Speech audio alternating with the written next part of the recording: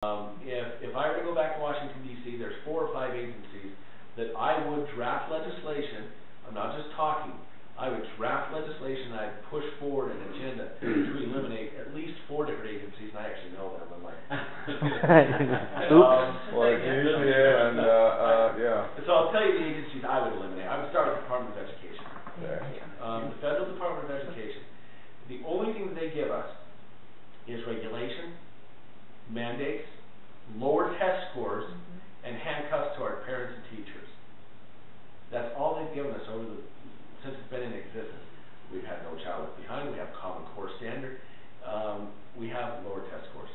That's the legacy of the Federal Department of Education. Yeah. I would eliminate the EPA.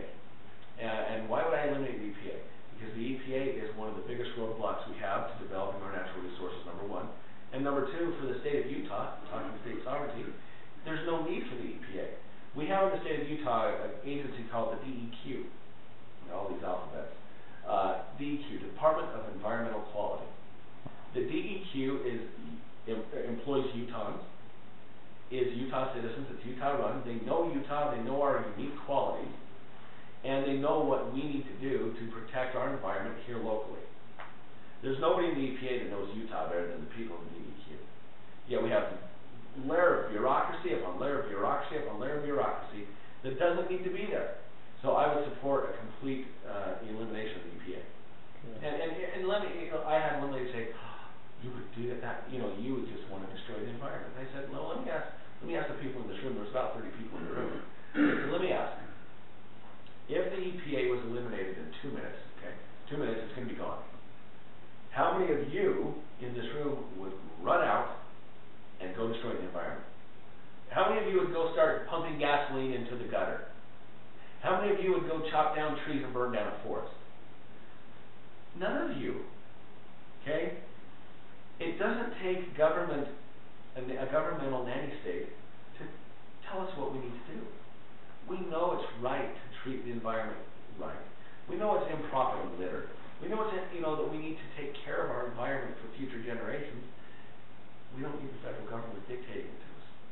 So, education, EPA, I would eliminate Fannie Mae, Freddie Mac, and HUD.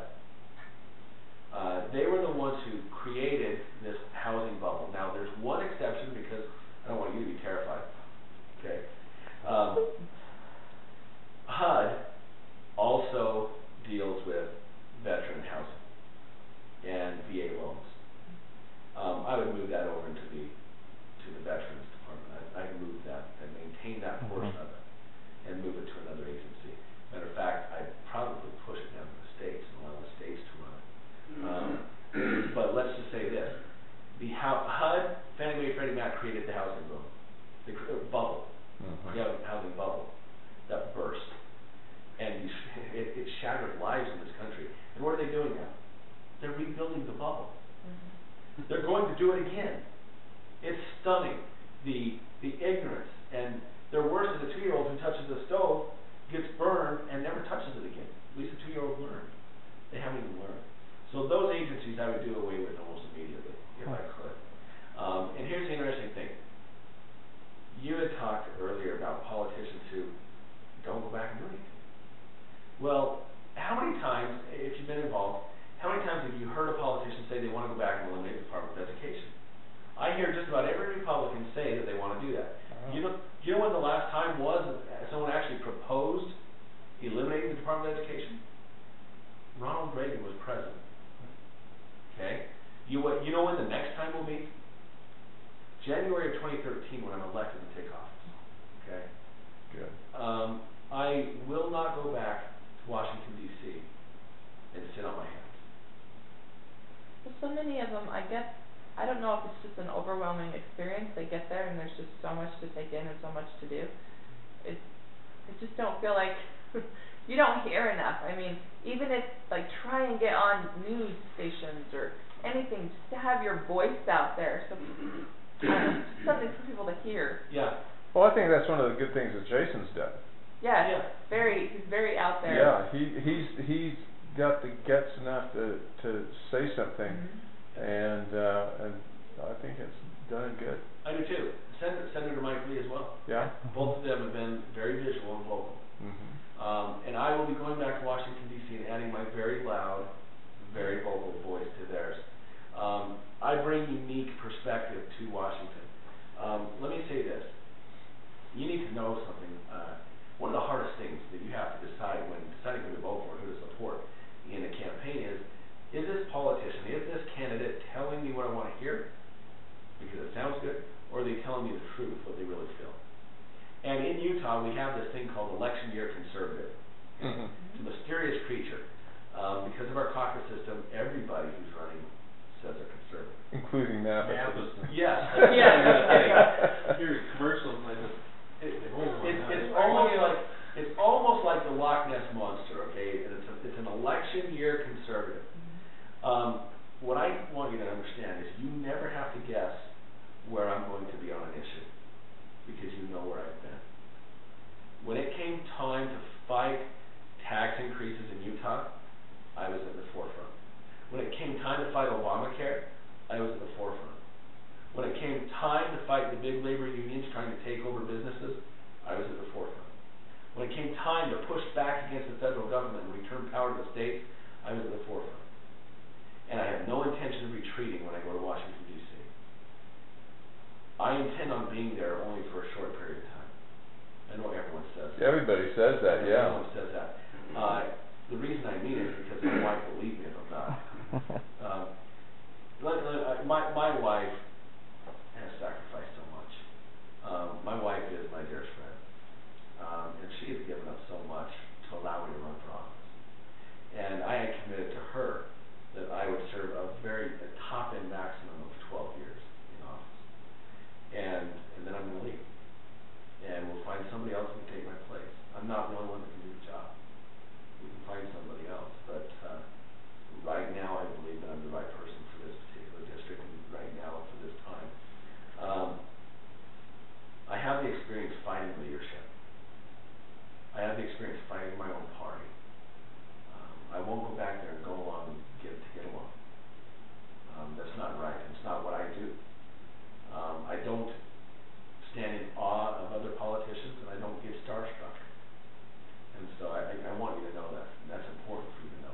I can tell you a story, and I will tell you in a minute, but what other questions you guys have? Any questions? One of the things that it's not necessarily an issue, it's a strategy question. Yeah. I mean, Matheson's been pretty popular, even with, a lot of Republicans. And, I lived in Parowan, and Mathesons are from Parowan. And, you didn't dare say anything about Democrats down there. But he's got an organization and a base that I think is pretty strong. So what specifically are you going to be able to do that's going to turn the tables on him? Great question. I love this question. I'll tell you why I love this question. Can we put that question on hold, because I want to know how you're going to come out of convention, actually, because you've got some competition with Sandstrom and so what are you going to do to come out of convention? And then we'll deal with that. They tie together. Yeah, okay. They tie together. So let me answer this question. I'll tie them together. Yeah. As far as coming out of convention, right now, as we sit here, I'm about 20 points ahead of the next Republican in this race. Okay?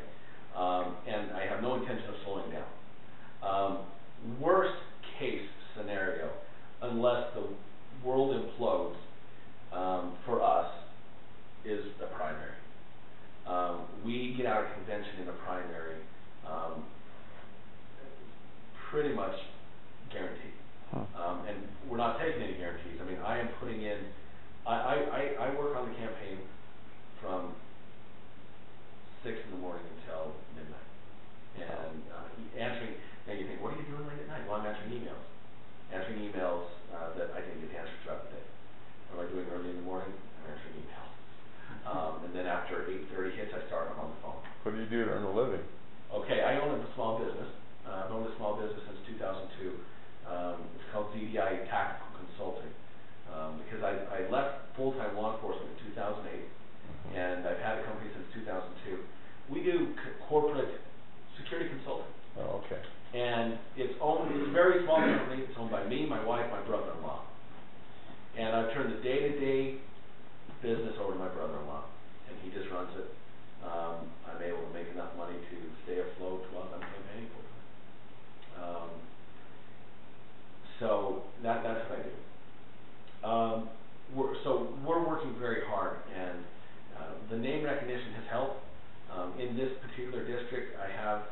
my name recognition, a poll, this is a poll that Dan Jones did, my name recognition is 3 times as high as any of the other Republicans in the race, with general voters and caucus attendees. The only one that was higher was Matheson. He has a tremendously high name recognition statewide. So we're going to get out of convention, but let me explain the question about Matheson. I love that question because I don't have to give you answers that are not quantifiable. I think that I have the greatest regard for the other Republicans in this race. I just think they're fantastic. They're my friends. They're great people. But if they were to answer this question, they would have to give you unquantifiable answer. I can give you 5 very specific things as to why I believe I am the best chance we have of being Jim Matheson. Number 1, I've raised 5 times more money than all of the other Republicans in this race combined. Morgan Philpott, when he ran against Matheson, lost by 4%. And that's why he said he lost too, is the fundraising. He did not have enough money to go on TV. Yeah. Every political expert in the world will tell you the difference between going on TV versus not going on TV is far more than 4 percentage points. Had Morgan been able to afford to have TV commercials, because the vast majority of people make their decision up based on a 30-second TV commercial. Sad but true. Yeah. Morgan Philpott would be congressman today. I would be moving to Delta and buying those chickens I told you about. Okay? But I'm not there. Morgan raised about $300,000 the entire election. As of today, I've raised $250,000. I'll have $300,000 before convention, and I intend on raising $1 million for this race. So, number 1, I've raised 5 times more money than all the other Republicans combined. Number 2 is where that money's come from. I've raised it from almost 650 individual citizens in the state of Utah. That's 500 more individual citizens